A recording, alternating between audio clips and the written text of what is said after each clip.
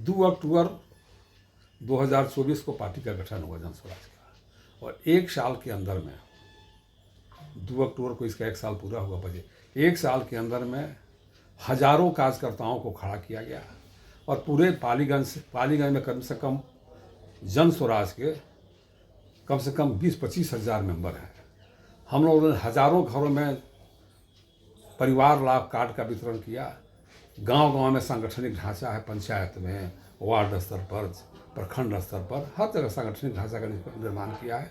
और हम लोग किसी जातीय आधार पर नहीं, बल्कि जो आम जनता के को जो भूख पैदा किया विकास के लिए और परिवर्तन के लिए, आम जनता के पर हमारा भरोसा है। ये कोई जातीय लड़ाई नहीं है, बल्कि बिहार के परिवर्तन की लड़ाई है। और हम समझते हैं कि स्वर्ण और बैकवर्ड और दलित की लड़ाई का मुद्दा अब धीरे धीरे समाप्त हो रहा है, और यह आम जनता की लड़ाई है। और हम समझते हैं कि व्यापक किसान, मजदूर, छात्र, नौजवान, युवा इस जन स्वराज अभियान से जुड़ चुके हैं, और हमारी पार्टी इसी समुदाय के भरोसे पूरे बिहार में चुनाव लड़ने की बात कर रही है, जीतने की बात कर रही है, और पालीगंज भी उसका एक हिस्सा है।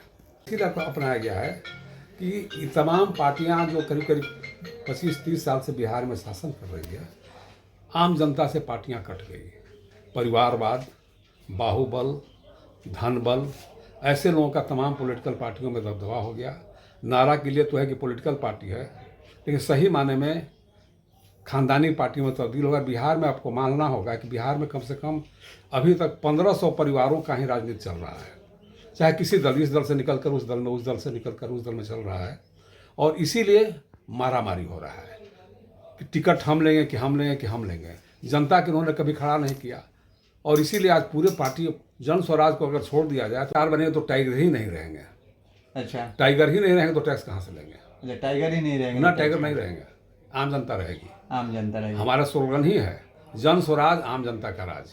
जन स्वराज आम जनता का राज, टाइगर नहीं रहेगा। सर, जनता यही करें कि बिहार के बदलाव के लिए जन स्वराज के साथ आइए, जन स्वराज के साथ आइए।